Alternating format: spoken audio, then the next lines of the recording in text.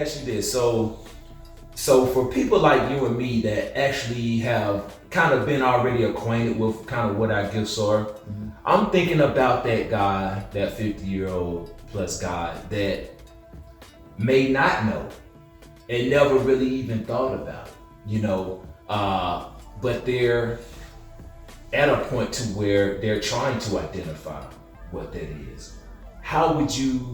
What advice could you give them to help identify what's inside? Ooh, that's that's a good question, because unless you know the person, know what their makeup is, and that's kind of hard, because I can't just off the cuff, because we all are different. Right. We all are just made differently and think differently. If that person had just worked all of his life and that's all they've ever done, to be able to think outside of that box might be really, really difficult for them. So they may end up trying things that they don't even like and never like. So unless I knew them personally, it would be kind of hard. And I want to be able to give you an answer. But because everybody's so different, that's just, I'll give you a prime example. Working out, for instance. You can tell a person that really want to work out what to do, and they'll do it. You can see another person that know they need to work out and tell them, and they won't do it. Right. But they both need it. Right. So you got to have something in your DNA already that even if you don't know it's there, you got to have something, because we were all created with gifts, all created to put back into the earth. So I can't say right up front what that person should do, and I feel bad not having an answer for you. I mean, sometimes we don't have the answer. It's okay. It's okay not to. And the reason I asked that was because I was as I was reading the book, you made a point of spending time with yourself. Yes. And let me see if I can find it real quick. You were talking about finding time for yourself, asking yourself what you want, and and that gets into the motivation. Here we go, right here. It's a chapter on motivation. I had underlined it. Here we are. We give those things priority over other things because let me see. I know it makes you want to keep going. Yeah. So it says, when your family is happy, you are happy. And when you make a quota on the job, your supervisor is happy as well. It took motivation to stay on task because letting your family and employer know that they can depend on you was important. It says it's so much easier to be motivated when you are getting a reward of some sort. It is a form of discipline. It causes you to be disciplined. What they have been able to do is make their desires become your desires. Although there's nothing wrong with that, the most important discipline and motivation are self-discipline and motivation. You will either carry your dreams and goals inside you, or the dreams and goals of others inside you. It says there's a scripture that says you can't serve two masters. You will be true to only one. Whom you ultimately serve will be your master and motivate you to serve their dreams. So then you go on to say this. Therefore, you won't need your own because they will always give you theirs. I want to bring you back to your purpose.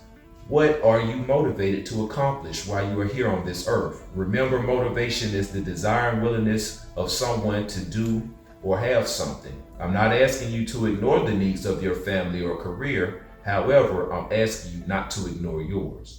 Think about all that you have given to your family, your employer, and your friends. All those individuals like and love you because you gave them something they wanted from you. There were needs that they had, and you were the person they depended on to meet those needs. How about your needs? Who meets yours? And then you said this, you said you must get to a place of not considering others when you're spending time with yourself. There you go. So with that gets into motivating yourself to meditate. Just kind of sit alone with yourself. And meditation is a whole different thing to where most of us don't sit long with ourselves. Yeah. If we do, we've got something in our ear that we're listening to or something that we're looking at, but we don't sit in silence. Yeah. And silence was something that I used to do even when I was married to your mom. Every moment I would get, normally it was before work, before the business. Yeah. I would, if I had a few extra minutes from the gym after I got dressed, I would just sit in the car. Yeah. No music, no anything, and just let your mind just go. And what happens is sometimes it might take days and weeks and months to get to the place to where you can sit and your mind will eventually run out of thoughts. And when you sit there, once your mind runs out of thoughts, then your spirit starts speaking. And that's, most people will never get there because you can't sit in silence without feeling like you gotta do something. Yeah. You know, yeah. and that's the most important thing that I can say is learn to sit in silence. That can't be taught. Yeah. I mean, they do have schools and people that make money doing this kind of stuff, but normal people like us don't have the money to pay for that, nor the time. Yeah. So if you can find periods of your life, and if you're retired, you got a lot of periods. The best time I found is in the morning. Before you started your day, before phone calls, before anything comes up, you just sit. If you say, well, how long? I would say, I'm just throwing out a number. If you could sit with yourself for 15 minutes, that's a milestone. Most people can't do that. They will get restless after about 5 or 6 minutes. Yeah. But if you could sit 15 minutes, that's a milestone. Ultimately, what I personally do, I'm normally meditating for at least an hour in the mornings. Yeah. And it's gotten down to where I have music that I listen to. I like certain types of ambient music. Okay. Yeah. And what that does, it keeps your mind from doing this. Yeah. Because if you got something going on, noise or anything, your mind is going to focus on that. So I focus on mindless kind of music so my mind can get mindless. Yeah. And what happens after you do that over a period of time, you'd be surprised at what's in there. Yeah. There's some things in there. It's just a matter of digging down deep enough to get to them. And most men, or people in general, don't ever get that quiet. That's why I wrote a skinny, teeny book, because men won't read. Yeah. You know, they'll look at the magazine, they'll read through the paper Right. or something like that, but they won't sit down and say, I'm going to read, even if it's for 5 minutes. Yeah. So I try to create and generate the book in such a way that men would at least get started. Yeah. You know, read a page Yeah. and then go to work or whatever you're going to do. Yeah. But main thing is to meditate. Start learning how to sit quiet with yourself. And you'll be surprised what's in there that wants to come out.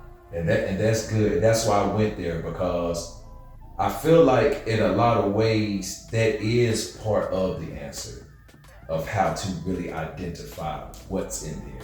Because like you said, there's so much outside noise. You shouldn't be doing this. You should be at this place in your life. You should be accomplishing this. Yeah. If you're sitting down for 15 minutes, still you're wasting time in the day that you can be making money. Yeah. You know, but it's those things that are busy work, I think a lot of times, that kind of keep all of our time not focused on, as you were saying, purpose. What's your purpose? You know, and only that can come from, I believe, only that can come from within. Yeah, and that's even TV and radio, Yeah. by design, keeps you from sitting quiet. Yeah. The colors that people use, the music, the commercials, everything keeps you so focused that you can't sit. There's nothing on TV that I've seen, commercials or anything, that encourages this type of lifestyle. Yeah. But that's one of the most important lifestyles. Right. So if they were for our benefit, they would give, in, as well as entertainment, Right. they would give you other things to benefit you as an individual. Yeah. But by design, we are being taken somewhere. Yeah. So every person has to break out of that. They call it the matrix or whatever word you want to use. Every person has to decide that I'm ready to break out. And the very first way to break out is to step away from it. And the way to step away from it is to find silence, to where you're not listening to it. You're not looking at it. And it's going to be extremely hard at first. But if you discipline yourself, eventually you'll get better at it. Good stuff there, yo. Good stuff, man. Hey, I hope y'all caught that, because I'm listening. You know what I'm saying? It's good stuff there, yo. Good stuff. Let's do one more insert, man. All right. So good stuff. Now, let me see. It says, I believe that success has no deadline or expiration date and can be redefined many times in your life. First, embrace your age as experiences lived and learned, and be willing to let those experiences go to live new ones. Okay, that's a good one. Yeah. Because I used to think success was having a Mercedes Benz. Yeah. That was my car of choice. I used to think success was, we used to take y'all after church on Sundays and sometimes on Saturdays. We would go in these neighborhoods with these multi-$100,000 homes because I thought that's what success was. Yeah.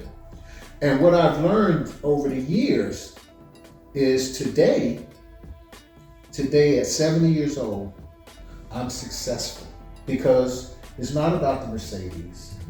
It's not about the big house. Although if you can get it, because that's enjoyment. Yeah.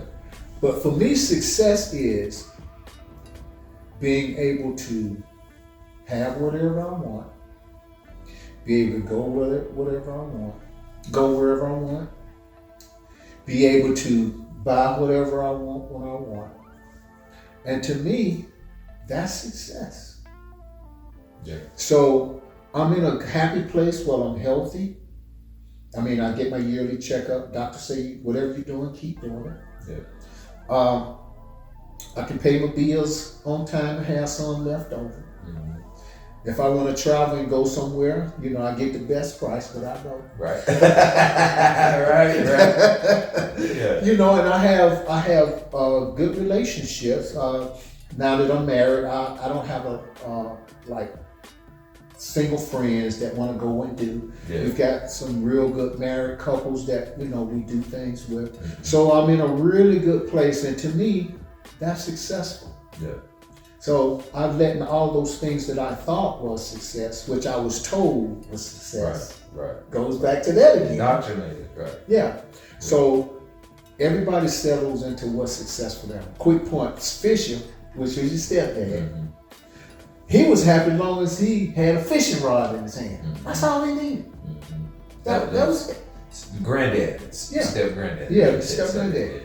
Yeah, that's all he needed. So success is different things to different people. But I think everybody in their own mind knows what it is for them. Yeah. But that's what it was for me, giving up the old habits of what I thought it was. And I've embraced, for me, what it really, really is. Yeah. And so I still get to enjoy my life. I still get to sing, which I like to sing. Yeah. And probably there'll be another couple books and hopefully, we get some speaking engagements at some point to speak to some groups, and so to me, that's success. So would you say that part of being content is? Would you say, because what I'm hearing is you're content? Yes. You know what I mean? Like you may not have the millions and millions and millions of dollars. Yeah. But you're in a good place because you have what matters most. That's success. Yeah. You don't want to have the money and not the health to go with it. Yeah. You don't want to have health and no money to spend. Yeah. So you want to be in a place to where when you look at your life, you can take a deep breath and say, I'm good. Yeah. Hey, we're on that, ladies and gentlemen.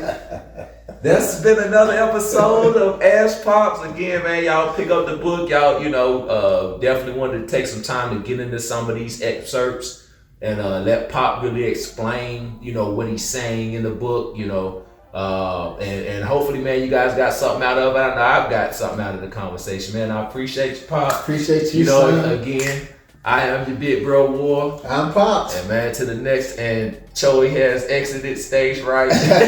Taking a nap. Yeah, right. But till next time, man. Peace.